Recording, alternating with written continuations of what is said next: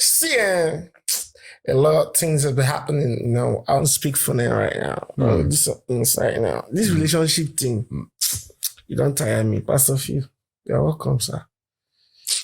We are all welcome. You are welcome. See, there's something I want to tell you guys right now. You need a fighting wife. Yes, no. A wife that knows how to fight. That knows how to. Pastor Phil, calm down. What you actually mean? Hey.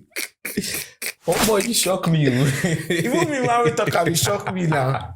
But we actually need a fighting wife. But do you know that you actually need a fighting wife?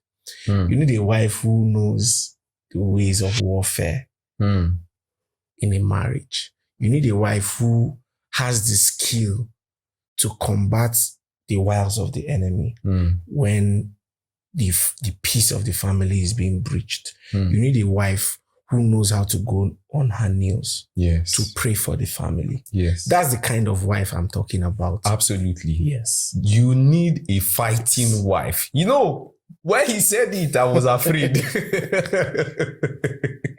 You need a woman that will fight for your relationship. Yeah, of course. Because there are a lot of wolves out there. Yeah. Yes. A lot of people will come and say this. Your husband is like this. He's like that. You have made a mistake in marrying this man. See, he's not going anywhere.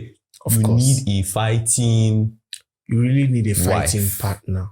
You know, we've been made to understand through some of the discipleships we've been to that marriage is not always rosy. And it actually takes a partner who has the heart of a warrior, the heart to combat, not just to combat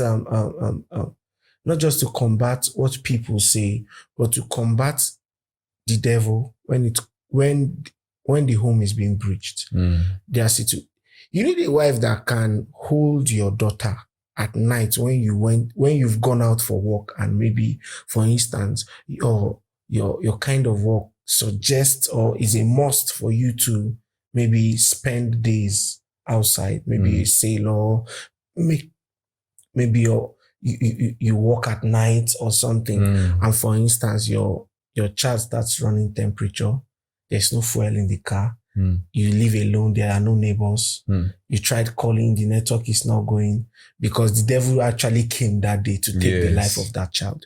You need a wife who has been skilled to fight in righteousness. You need a wife who has been skilled, or who has the skill to wage war in holiness, to hold that child, go on her knees and start reminding the Lord, and start bringing back to the Lord's remembrance the covenant she has with the Lord, for that child's life to be preserved. Yes. We need partners who understand the way of warfare.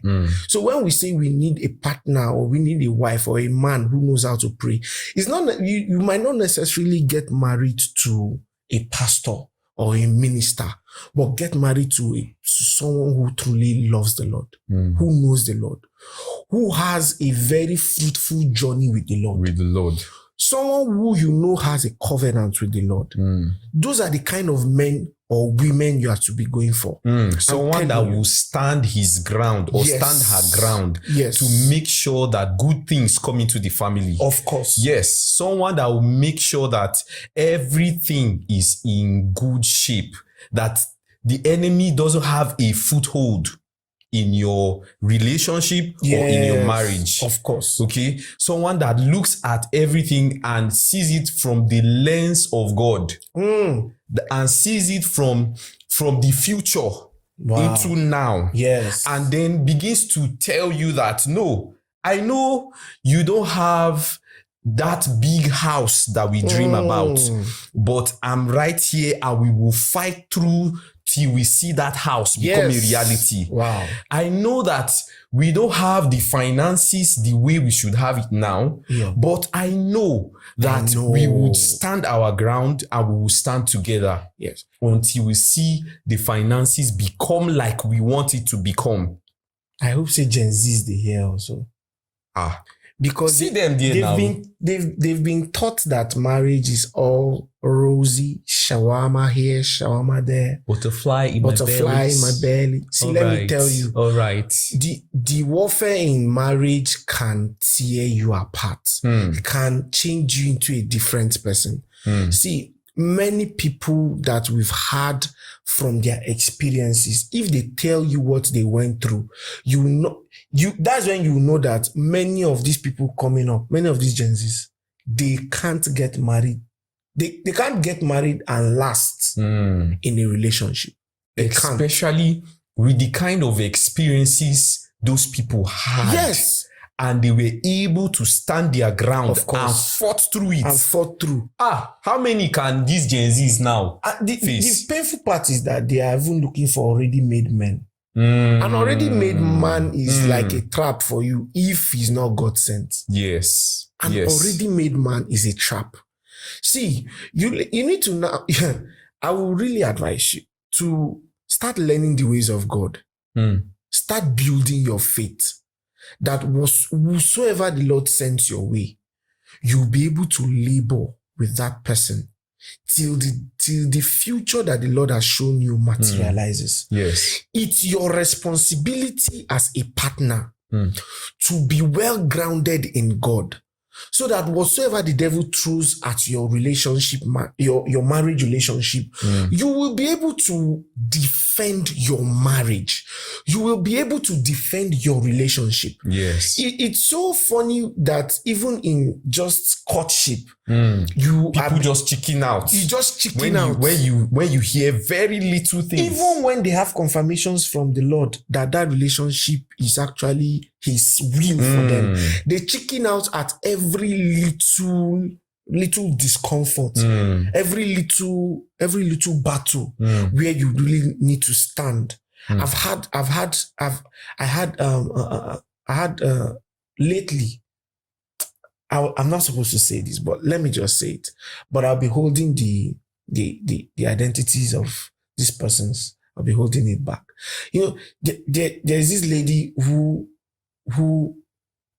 her relationship was being attacked strongly, like it was being hit by fire, and she didn't have anybody. The only person she had was God. And one of the things that is making that relationship still stand right now is that the guy did not give up. The guy kept coming, even when she told him that she's no longer interested in the relationship because she was afraid and she was shaking. The guy kept coming. That is the kind of partner you are supposed to trust God for, because he saw and he believed. And he knew in his heart that what is upsetting the balance of her decision is the fact that she's afraid. Yes. And she being afraid is leading to confusion. But he stood. You need a partner that can stand for you. You need a partner that can defend you to the latter. That when everybody is leaving you, that partner will stay. And say, I stand by you. I stand by you. Just like he has said in our previous episode. Yeah. He said something very, very striking. He said, how many of you will be going to an institution like a school? For instance, maybe you are going for a degree, and maybe you carried over in your first. Yes, a lot of people have carried over in their first years. So is that the reason why you should leave school and go back home and say, no, I don't think I can be able to carry on with my studies. It's too hard. It's too challenging. The school environment is not conducive. The lecturers are not helping. So because of that, you want to drop out. See, relationship. What a marriage relationship is that they give you a certificate before you enter into it. You've seen the end from the beginning. Yes. That is what it's supposed to be.